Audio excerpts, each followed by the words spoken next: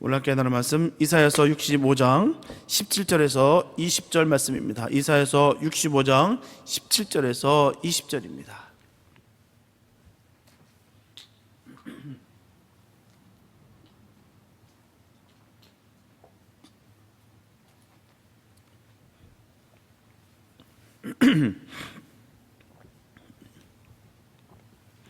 이사야서 65장 17절에서 20절 말씀입니다. 우리 주님의 귀한 말씀 우리 한 목소리 함께 합독하시겠습니다. 시작.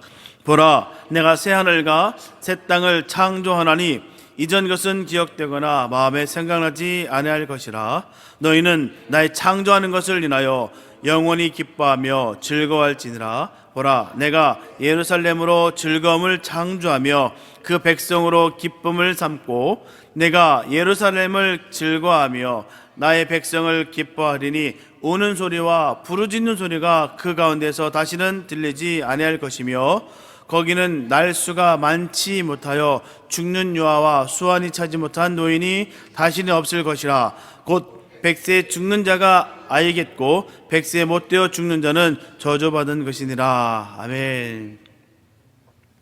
예수를 믿는 궁극적인 목적이 뭐겠습니까? 왜 우리가 예수를 믿을까요?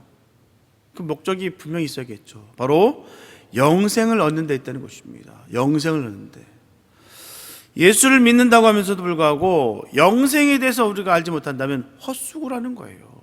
뭘 믿는지도 모르겠고 내가 무엇을 얻어야 되는 건지도 모르겠고 우리가 마지막 종착역이 뭔지도 모르고 우리가 예수를 믿는다라고 말하고 있는 것이죠. 그 영생에 대해서 모른다면 말입니다. 그렇다면 영생이란 뭘까요? 어떻게 하면 영생을 얻을 수가 있을까요? 영생을 얻으면 무슨 좋은 것이 있나 하는 것을 우리가 살펴보면 은혜를 나눌까 합니다. 먼저 영생이란 무엇이겠습니까? 요한복음 17장 3절에 보면 영생은 곧 유일하신 참 하나님과 그의 보내신 자 예수 그리스도를 아는 것이니라. 아는 것이니라. 하나님을 아는 것이 바로 영생이에요. 예수 그리스도가 누구인가를 아는 것이 영생이라는 것입니다. 그러면 하나님은 어떤 분이십니까? 예수님은 누구신가요? 디도서 1장 2절과 3절을 보게 되면 이 영생은 거짓이 없으신 하나님이 영원한 때 전부터 약속하신 것인데 자기 때에 자기 말씀을 전도로 나타내셨으니 우리 구주 하나님의 명대로 내게 맡기신 것이라.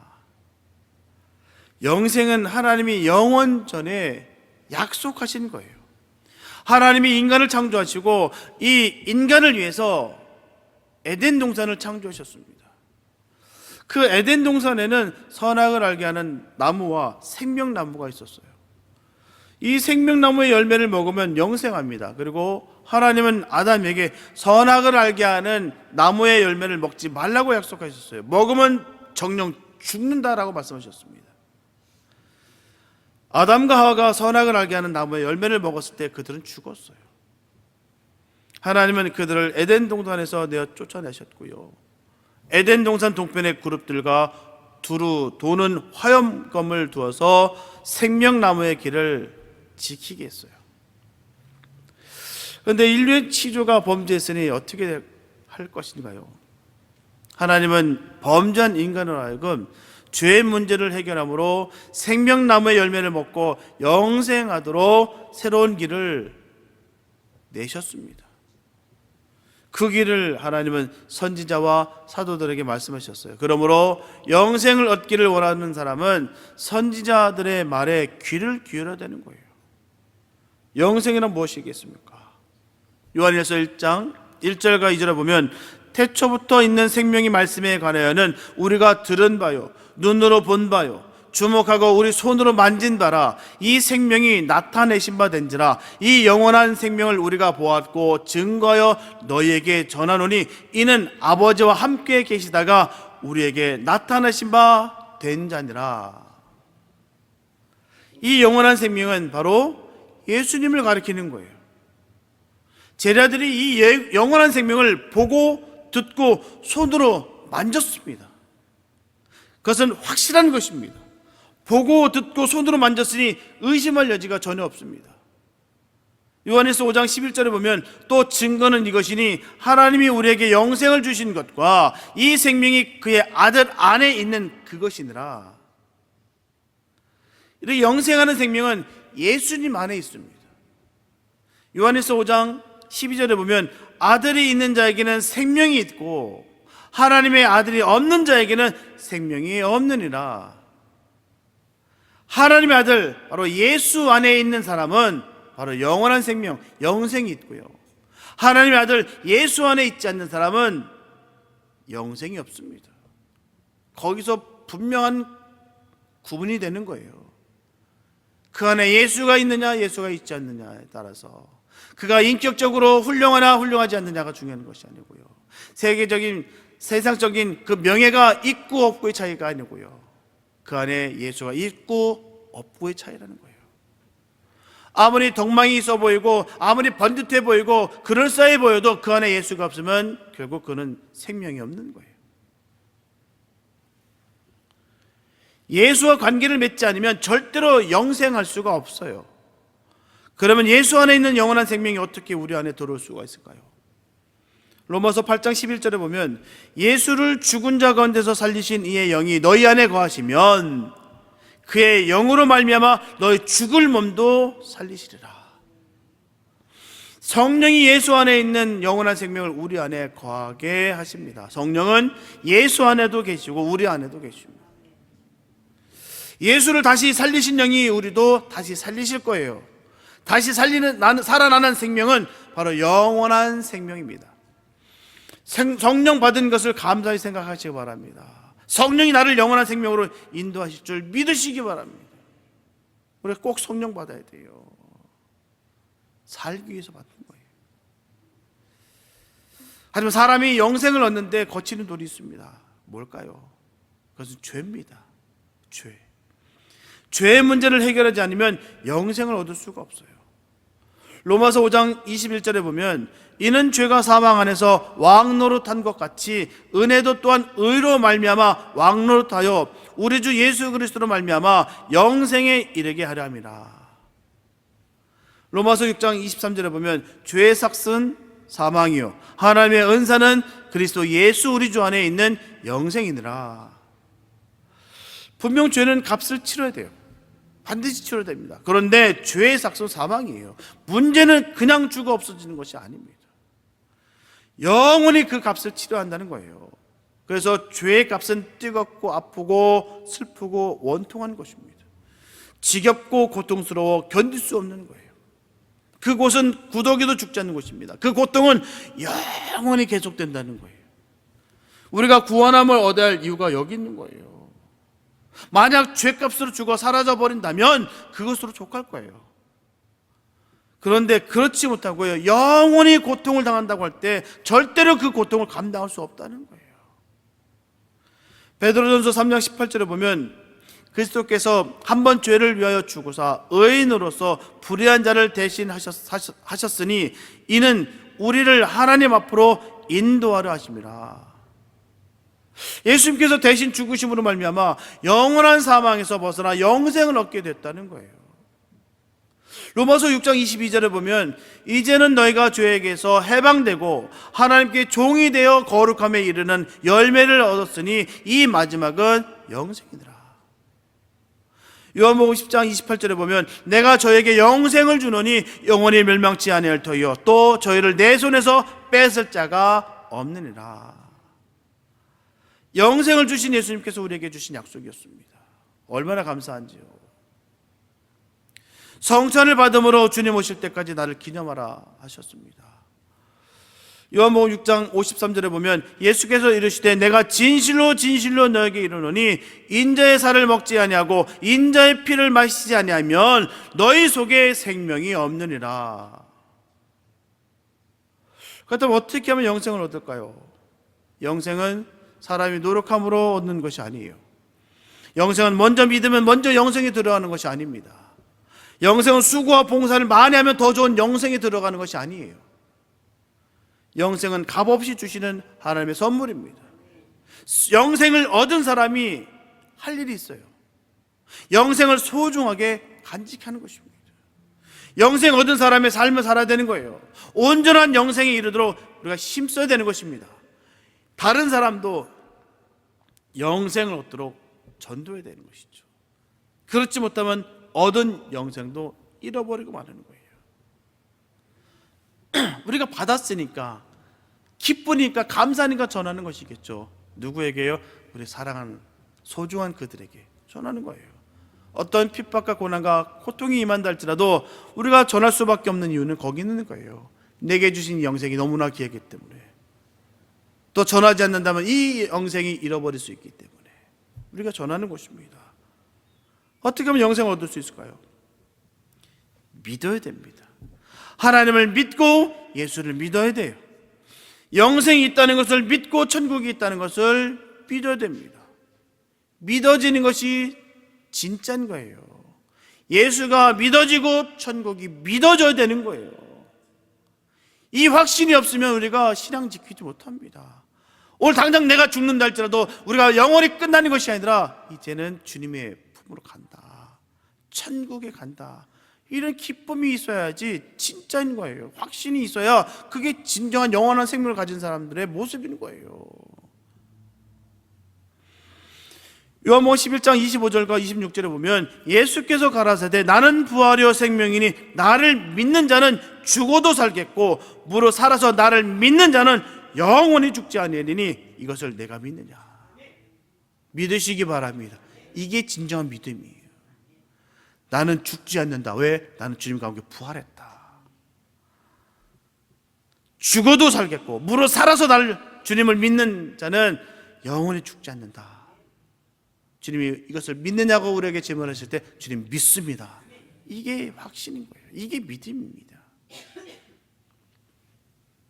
믿는 사람이 되시기 바랍니다. 이게 진정한 믿음이라는 거예요. 요한복음 5장 24절에 보면 내가 진실로 진실로 너에게 이르노니 내 말을 듣고 또 나 보내신 이를 믿는 자는 영생을 얻었고 심판에 이르지 아니하나니 사망에서 생명으로 옮겨내리라. 우리는 사망에서 생명으로 옮겨졌어요. 이 감격과 기쁨이 우리에게 늘 있어야 될 줄 믿습니다. 정말 영원한 생명을 간직하고 주님께서 주신 그 은혜를 누리고 살아가는 사람들은요, 그 삶의 모습 속에서 이게 드러나게 돼 있어요. 너무 감사하죠. 사망에서 생명을 옮겨졌는데요. 언제 영생을 얻었을까요? 믿을 때 영생을 얻는 거예요. 믿는 것을 봐서 영생을 주는 것이 아닙니다. 예수를 하나님의 아들을 믿는 그 순간 그는 이미 영생을 얻었습니다. 영생을 얻는 순간에 사망에서 생명으로 옮겨진 거예요. 위치가 바뀌고 방향이 바뀌고 목적지가 바뀌고 신분이 바뀝니다.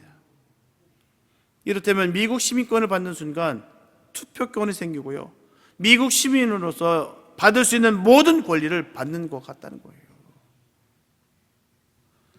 그런데 많은 사람들이 예수를 믿으면서도 불구하고 영생을 얻었다는 것을 모르고 있어요. 예수를 믿으면서 멸망에 내려가는 사람들이 많습니다. 예수를 믿으면서 의심하고 방황하는 사람들이 얼마나 많은지 몰라요. 하나님은 영생 얻은 사람들이 영생 얻었다는 것을 알기를 바라신다는 것입니다. 영생 얻은 사람으로서 소망 가지시기를 바랍니다. 왜요? 주님이 원하신다는 거예요. 그렇게 살기를 원하신다는 거예요. 영생 얻은 사람들이 기쁨으로 봉사하기를 바라십니다. 영생을 얻지 못한 사람에게 영생을 얻도록 도와주시기를 바란다는 거예요. 사실 믿는 것처럼 쉬운 것은 없습니다. 믿어지는 대로 믿으면 됩니다. 그런데 사람들이 믿어지는 대로 믿지 않고 믿어지는 것을 안 믿으려고 한다는 거예요. 이를테면요, 어린아이와 어린애 넘어졌을 때 어린아이보다는 어른이 더 크게 다칩니다. 어린아이는 넘어지는 대로 넘어지는데요, 어른들은요 안 넘어지려고 하다가 오히려 더 크게 다쳐요. 뭐 깨끗만 하고 넘어지고 뭔가 잡으려다가 보면 더 크게 다쳐요. 철퍼덕 넘어지면 되는데, 저분들은 믿어지는 대로 믿는 복 있는 삶 되시기 바랍니다. 둘째로 영생을 얻은 사람은 성경을 상고한다는 거예요. 요한복음 5장 39절에 보면 너희가 성경에서 영생을 얻는 줄 생각하고 성경을 상고하거니와 이 성경이 곧 내게 대하여 증거하는 것이라. 성경은요, 영생을 얻는 교과서입니다. 영생 얻기를 원하는 사람은 성경 읽고 연구해야 돼요. 성경에는 영생이란 무엇인가요? 영생을 어떻게 얻은 건가요? 영생 얻은 사람은 어떻게 살아가는가가 기록되어 있어요. 성경이 주된 그 의미와 목적이 거기 들어있습니다. 영생 얻은 사람은 어떻게 살아가고 있다. 가짜와 진짜의 모습은 이렇다. 거라지와 알곡은 다르다.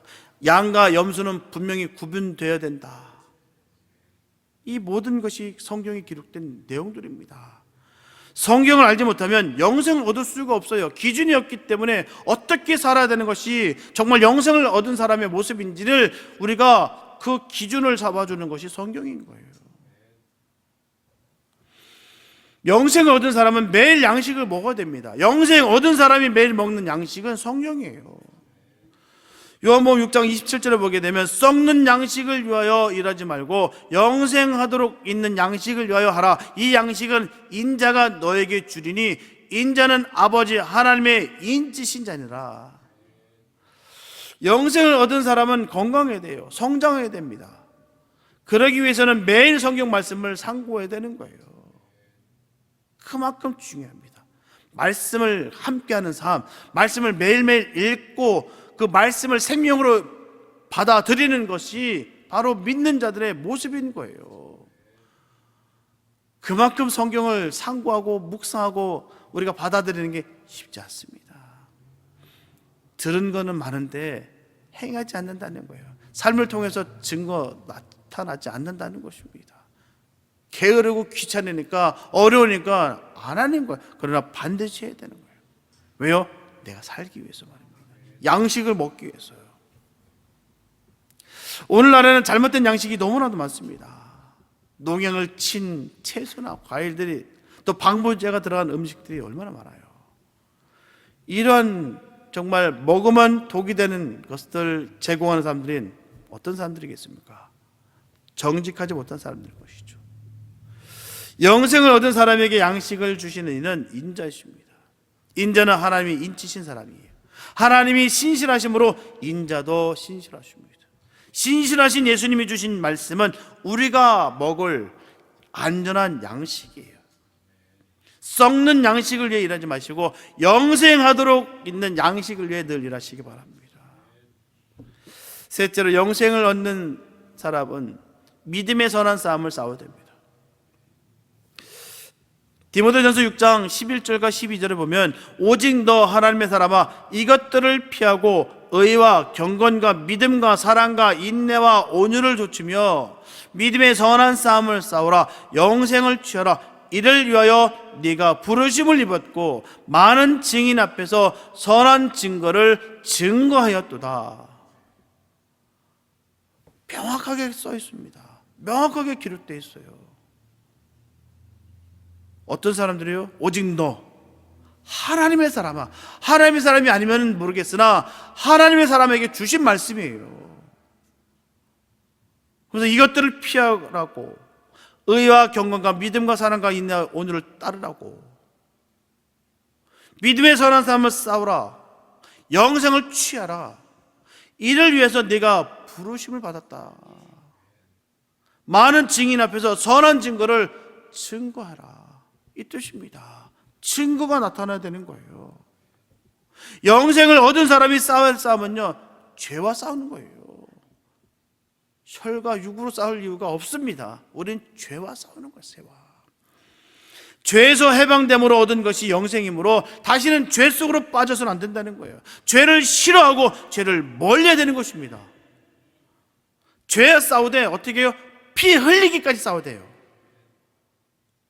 죄는요, 우리가 못 이깁니다.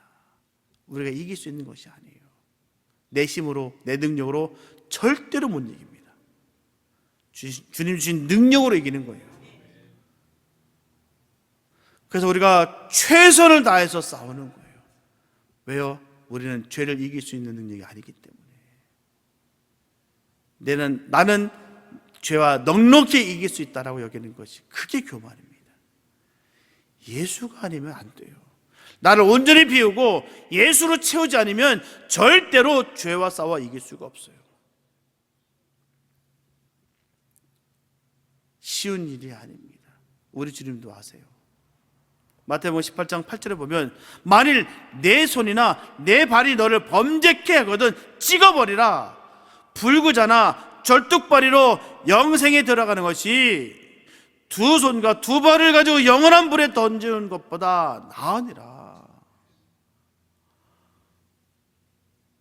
주님이 아신다는 거예요. 이 죄와 싸우는 것이 얼마나 어렵다는 것을 아신다는 거예요. 그러니까 잘라버려라. 자르지 않은 도저히 이걸 이길 수 없다.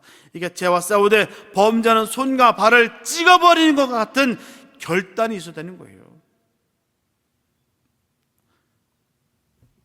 한 걸음 더 나아가 믿음의 선한 싸움을 싸워야 될 줄 믿습니다. 선을 행하고요, 구제를 해야 되는 것입니다. 이웃을 내 몸과 같이 사랑해야 됩니다. 약한 자를 도와야 되는 거예요. 교회를 위해 충성해야 되고요, 맡은 일에 충성해야 됩니다. 기도하기를 힘써야 되고요, 전도하기를 힘써야 되는 거예요. 갈라디아서 6장 8절에 보면 자기의 육체를 위하여 심는 자는 육체로부터 썩어진 것을 거두고 성령을 위하여 심는 자는 성령으로부터 영생을 거두리라. 늘 우리가 꼭 기억하시기 바랍니다. 심는 대로 걷게 돼 있어요. 피할 수가 없습니다. 나는 육체의 것을 많이 심었는데 영원한 생명의 그 성령으로부터 얻어지는 그 결과물을 얻을 거라는 생각, 착각 버리시기 바랍니다. 요만큼의 그 치수에서 벗어나지 않습니다. 정확하게 하십니다. 우리 주님은 정확하신 분이에요. 공의 하나님 되십니다. 정의 하나님 되신다는 거예요. 그렇기 때문에 우리는 심는 대로 걷는 이 공식을 절대로 잊어서는 안 됩니다. 어느 순간이라도 잊어서는 안 돼요. 시대가 바뀌고 세월이 바뀌었다고 흘렀다고 해서 절대로 바뀌지 않습니다. 정확하세요. 한치의 오차가 없으세요. 우리는 실수할 수 있고요, 우리는 실패할 수 있습니다. 그러나 우리 주님은 실수하시거나 실패하시지 않습니다. 정확하게 하신다는 거예요. 그래서 우리가 육체를 위해서 심는 것은요, 반드시 육체에 썩어질 것을 얻게 돼 있어요. 그러나 성령을 위해서 심는 경우는요, 결단코 영생을 걷게 됩니다. 예수님께서 말씀하시기를 천국은 침노하는 자가 빼앗느니라고 말씀하셨어요. 영생을 얻은 사람은 무기력하는 것이 아닙니다. 우왕좌왕하는 것이 아니에요. 뒤로 물러가는 것이 아닙니다. 활기차게 앞으로 나가는 거예요. 적극적으로 선을 행하는 것입니다. 사도 바울과 같이 선한 싸움을 싸우고 믿음을 지키는 거예요. 믿음의 선한 싸움을 싸우고 영생을 취하는 복 있는 성도 되시기 바랍니다. 우리가 그냥 대충 그냥 남들과 함께 물 흘러가듯 아닙니다. 진취적으로 최선을 다해서 영생을 취해야 되는 거예요. 사도 바울도요, 두렵고 떨림으로 구원을 이뤘어요. 우리도 마찬가지입니다. 우리는 대충 해서 될 거라고 여기는 것들 다 버리시기 바랍니다. 시대가 변했으니까 요즘 같은 세상 그럴 일 아닙니다. 똑같아요. 적용되는 말씀은 그대로 똑같이 적용됩니다. 어떤 사람이 영생을 얻은 사람이겠습니까? 영생을 얻지 못한 사람이 어떠한 사람인가를 보면 알 수가 있어요. 믿지 않는 사람은 영생을 얻지 못합니다. 절대로 못 얻어요. 요한복음 3장 36절에 보면 아들을 믿는 자는 영생이 있고 아들을 순종치 아니하는 자는 영생을 보지 못하고 도리어 하나님의 진노가 그 위에 머물러 있느니라. 믿지 않는 자는 순종하지 못하고요, 순종하지 못하는 사람은 영생을 얻지 못합니다. 이게 딱딱 아구가 맞아 떨어지는 거예요. 믿지 않는 자는요, 절대로 순종하지 않아요. 자기 멋대로, 소견대로, 자기 식견대로, 자기가 원하는 대로, 자기 기분과 감정에 따라서 그렇게 살아갑니다. 순종하지 않습니다. 순종하지 못한 사람은 그래서 영생을 얻지 못한다는 거예요.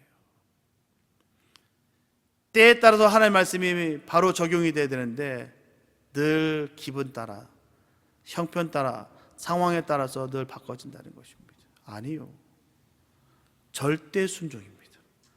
주님 안에서는 절대 복종인 거예요. 이유 불문이 없습니다. 하나님께서 하라고 하는 건 해야 되고요, 하지 말라는 것은 하지 말아야 되는 거예요.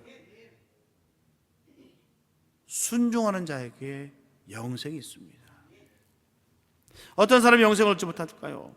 말씀을 버린 사람이 영생을 얻지 못하는 거예요.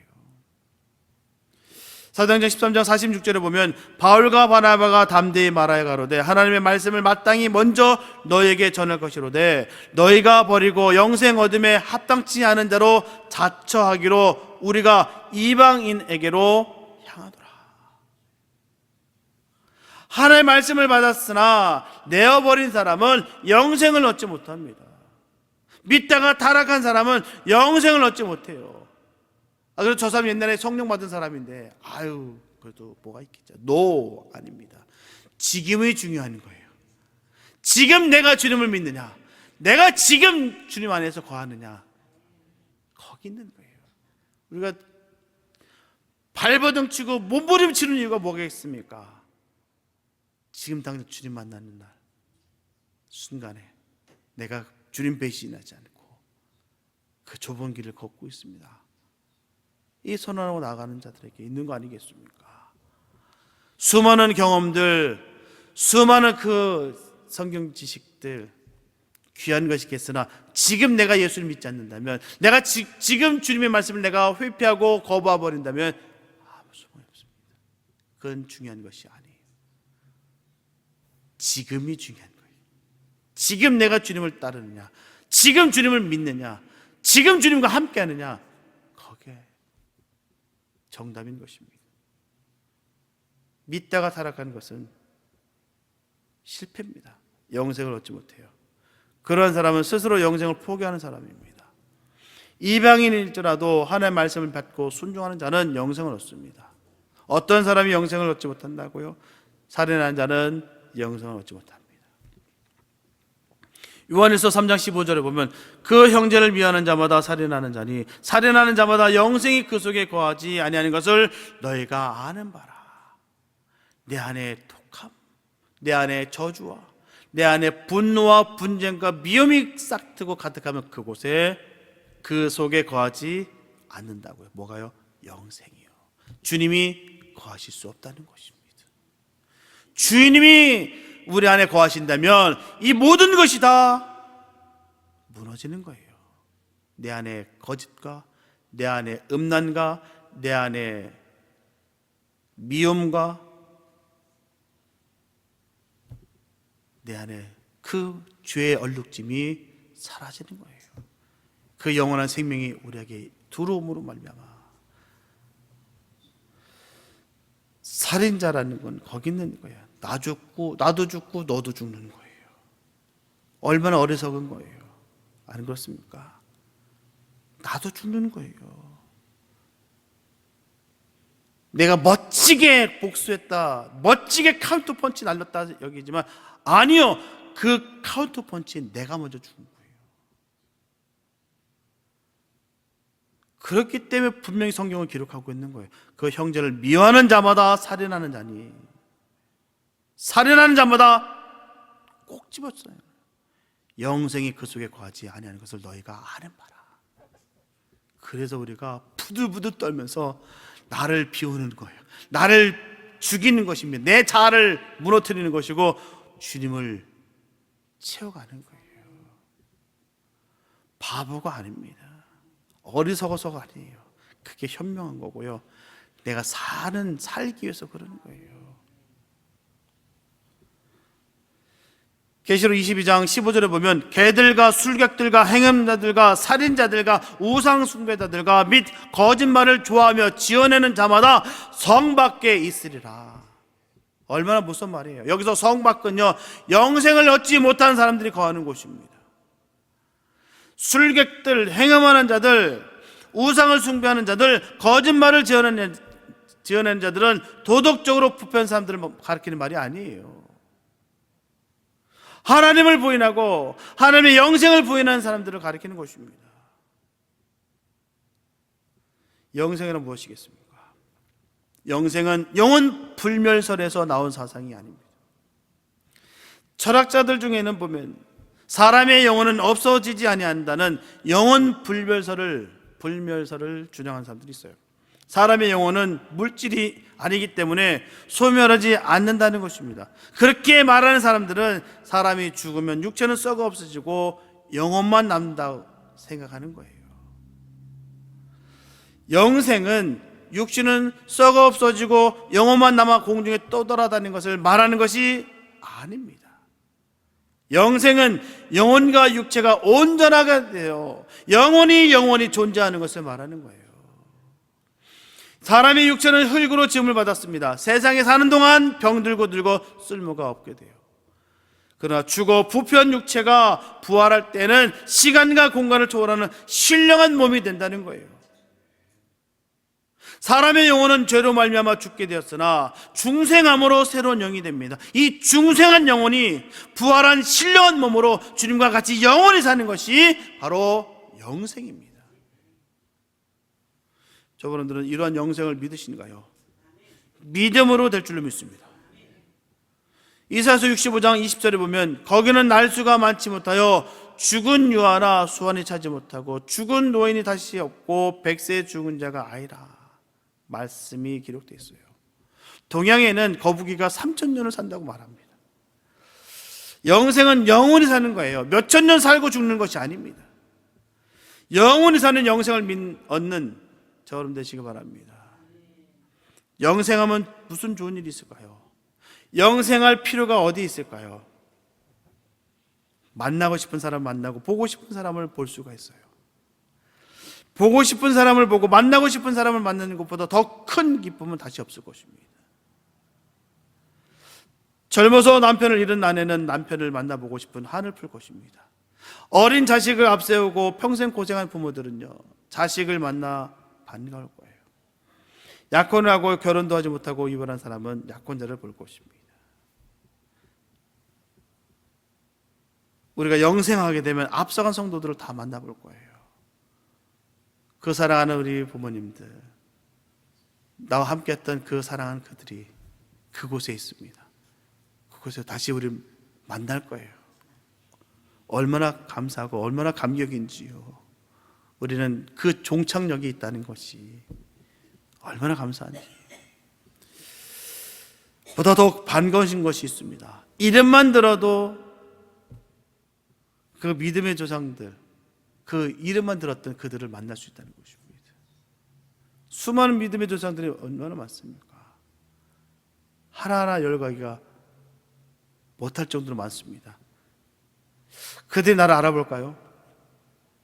내가 성경을 통해서 그들을 잘 알고 있으면 내가 그들을 알아볼 것이고요, 내가 그들을 알아보면 그들 역시도 나를 알아볼 것입니다.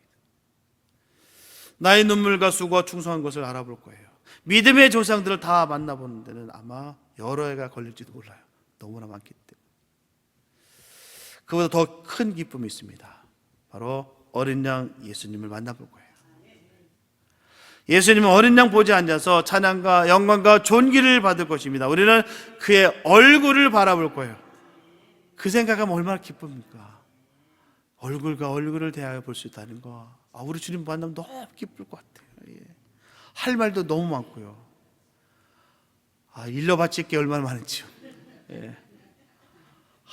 정말 속에서 부글부글 끓을 만한 것들이 얼마나 많은지, 내가 주님 때문에 참았어요. 내가 그 인간 때문에 내가 정말 고생한 생각하면 정말 이루 말할 것이 없습니다 하고 많이 일러 바칠 거예요.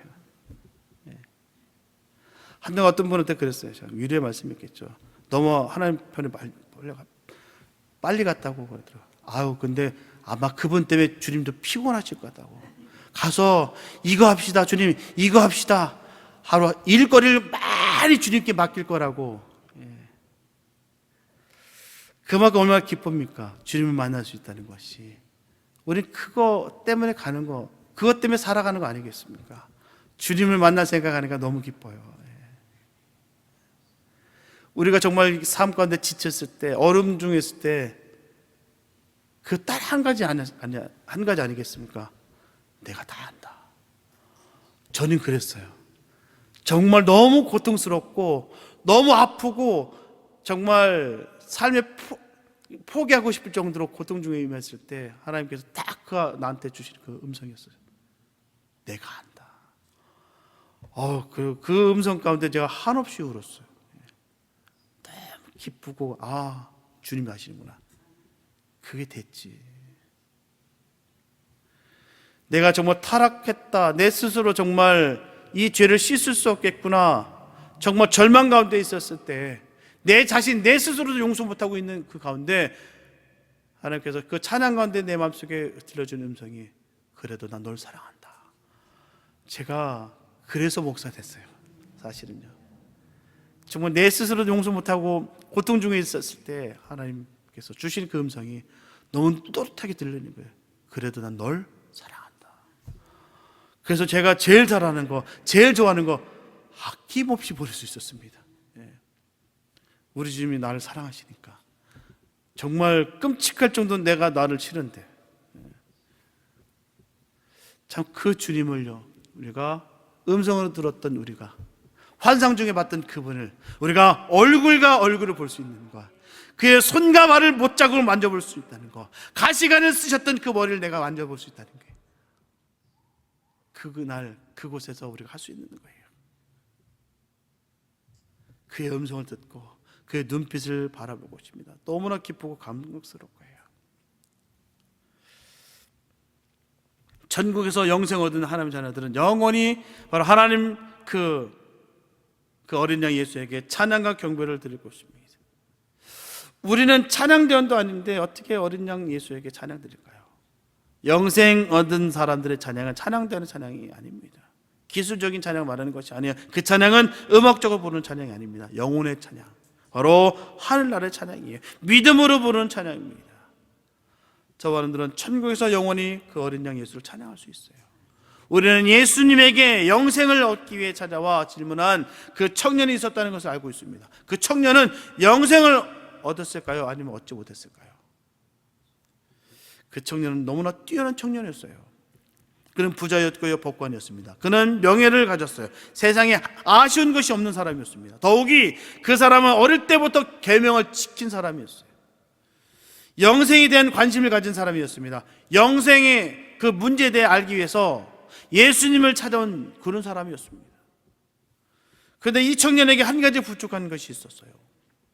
영생을 최고의 것으로 생각지 못했다는 것이죠.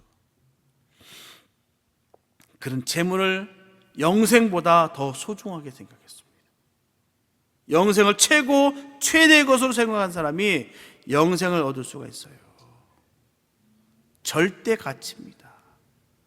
마태복음 19장 29절에서 예수님께서 말씀하시기를 또 내 이름을 위하여 집이나 형제나 자매나 부모나 자식이나 전투를 벌인 자마다 여러 배를 받고 또 영생을 상속하리라. 영생을 얻기 위해 형제와 자매와 재물을 버릴 수 있는 사람 되시기 바랍니다. 영생을 얻어 영원히 어린 양 예수를 찬양하는 복 있는 성도들 되시기 바랍니다. 그만큼 절대 가치라는 것을 우리가 깨닫는 거예요.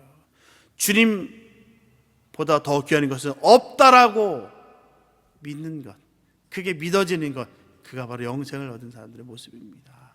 사랑하는 성도 여러분, 예수님을 믿은 우리는 모두 복음의 빚진 자요, 값없이 하나님의 은혜로 구원받은 그런 존재들입니다. 늘 말씀드렸다시피 나 정도 되니까 아니요, 나 같은 죄인 살려주시는 거예요. 그러나 아직도 우리 주변에는 멸망과 사망의 길에 서 있는 불신자들이 너무나도 많습니다.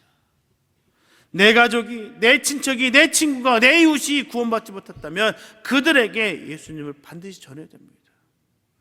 예수님 믿고 구원받게 되는 것이죠. 이것은 우리의 하나님의 명령이자 우리의 사명입니다. 해도 그만 안 해도 그만이 아니라 반드시 해야 되는 거예요. 왜요? 내가 구원받았기 때문에. 내가 이 구원의 감격과 확신이 있으면 전하게 돼 있어요. 그러므로 우리 하나님의 아들 예수 그리스도를 구주로 믿어서 언젠가 저와 여러분들에게 이 땅의 마지막 순간이 찾아올 때 하늘나라에서 영생 복락을 세세무도록 누리며 살게 되시기를 예수님의 이름으로 축원합니다. 기도합니다. 사랑해 주신 감사합니다. 아버지, 영원한 생명 주신 거 감사합니다. 아버지, 내가 무엇이 간데, 우리가 무엇이 간데 하나님 이 귀한 생명을 주셨나요? 어찌 주님이 나와 함께 하실 수 있나요? 하나님 너무나도 감사합니다. 하나님 이 영생 받은 것에 늘 감사하며 전하는 복 있는 삶 되게 하여 주시옵소서. 하나님의 그 은혜로 말미암아 어떤 환경과 핍박과 고난이 만날지라도 절대로 우리가 지지 않습니다. 하나님 절대로 이걸 뺏길 수가 없습니다.